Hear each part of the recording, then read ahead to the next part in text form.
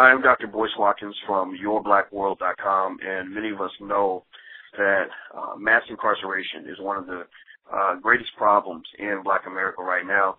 Even if you don't have relatives in prison, chances are you're affected by the mass incarceration epidemic. People talk about the breakdown of Black families and all the other things going on in the Black community, but they don't talk about how the failed war on drugs and the draconian, racist, disproportionate sentencing has played a role in taking many fathers out of the home, which has led to a whole generation of lost children who were not raised with any structure. And so one of the cases I want to bring to your attention is one that involves Terry Young. Terry Young is currently incarcerated in California, but his roots are in Chicago, which is like a second home for me.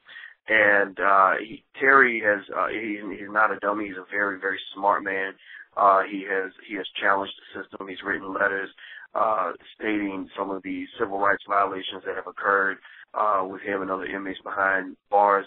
And according to his family, he's being punished for this. And so rather than me explaining it all to you, I would like to allow Kevin Brinson to speak on the issue. Mr. Brinson is a close friend of Mr. Young's, and he is speaking on behalf of the family right now. So, Mr. Brinson, how are you today, sir?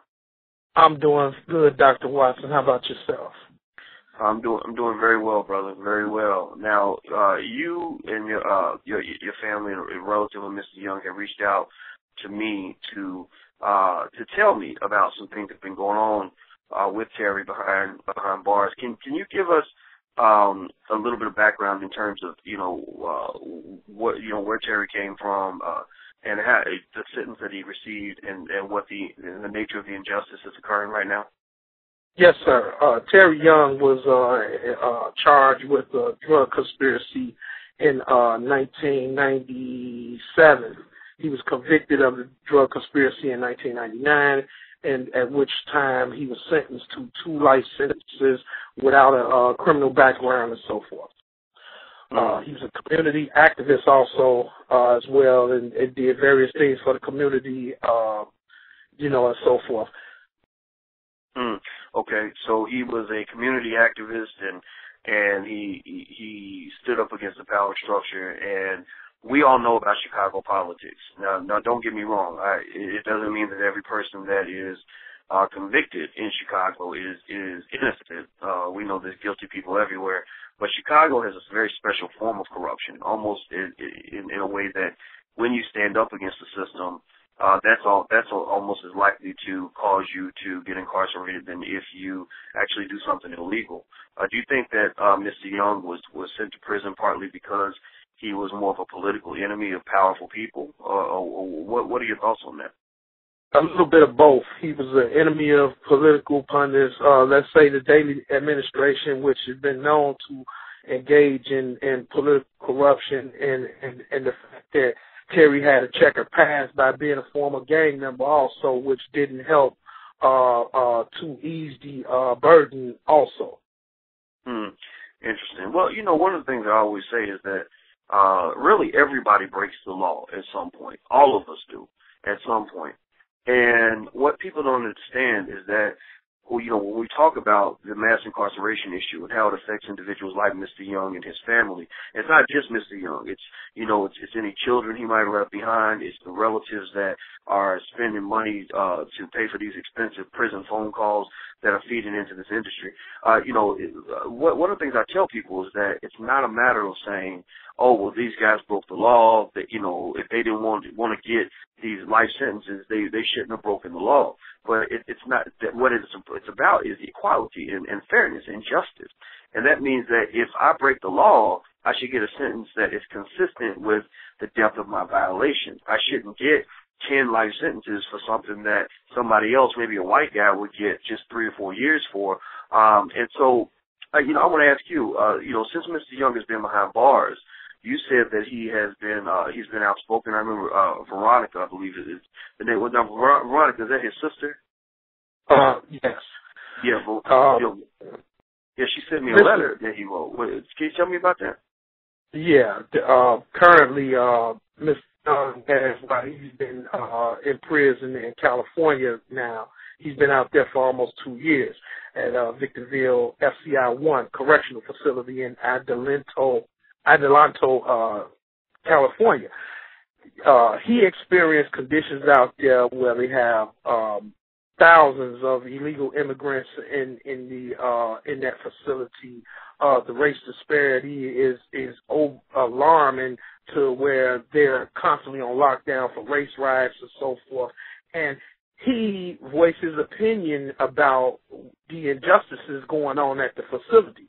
And in retaliation for him exposing the injustices at that facility, the Bureau of Prisons as well as the warden started releasing information to the general population in that facility about Terry's past, about him being a Dixmoor Park police, to purposefully put him in harm's way or to have him killed out there.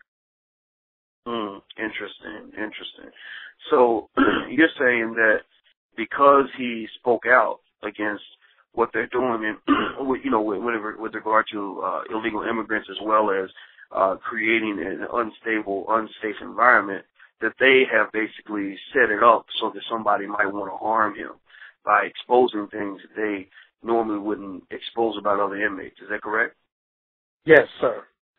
Interesting. Well, it's funny that you mentioned that because, I talked to a brother on the south side of Chicago not too long ago who did 20 years on a drug conviction. In fact, his whole family went to prison. His mother, his sisters, his brother.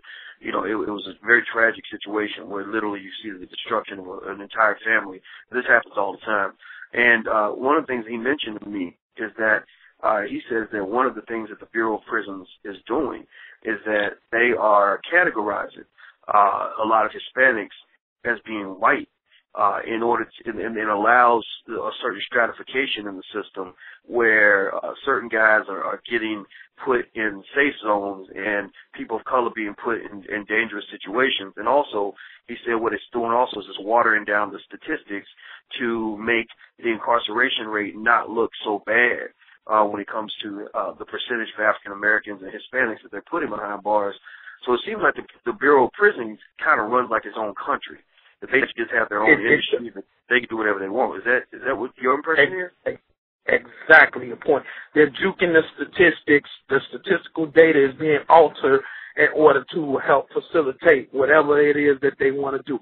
They're running it like they basically mob bosses in the federal penitentiary system. Interesting. And what's funny, man, is that you really can look at some of the things that are happening and really see the consequences of this. I think in Colorado, the head of prisons in Colorado just got shot on his doorstep. And I think that what that says, and of course we can't condone what happened here, but I think it says that you cannot allow this kind of blatant injustice to exist, especially since it's impacting so many people. We just had a story that went up about a woman who said that she had to go without medication and without food so she could afford to call her grandson in the penitentiary because the calls were so expensive. So let me ask you this. What's the status with Mr. Young, and is there anything anybody can do to help him, or what's going on with that right now, and what can we do? Well, he has a motion before the Supreme Court docket right now concerning his case. And there is a petition on signon.org that's addressed to the president and so forth for Terry Young's commutation also.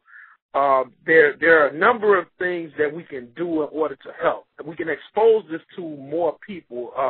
He has a Facebook page that's updated daily. It's Facebook/Terry Young. And, it's just we're updating it on a daily basis, and we're keeping people informed as to everything that's going on with him.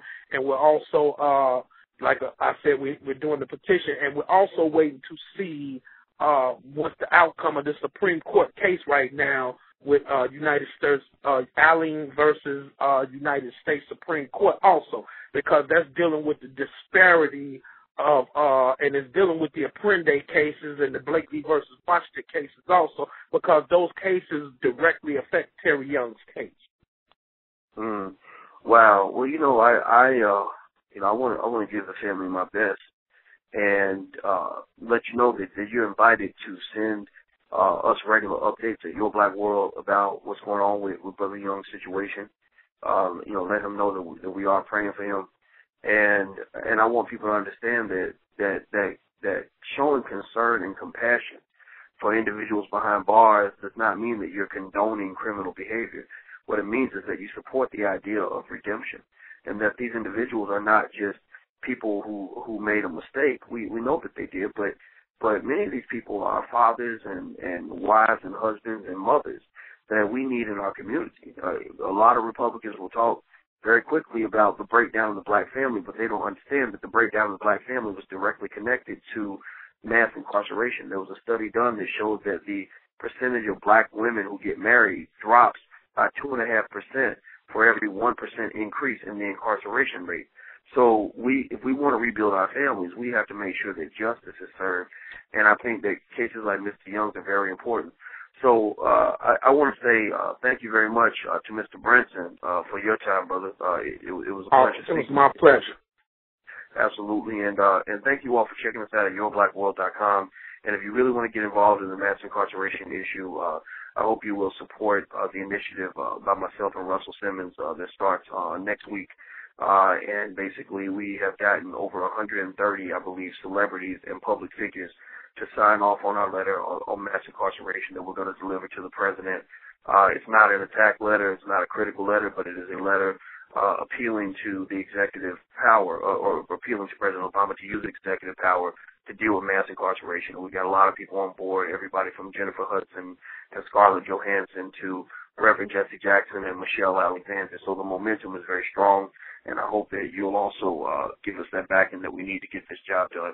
Hey, thank you all for checking us out, and we appreciate it, and you have a wonderful day, and I will talk to you guys soon. Peace.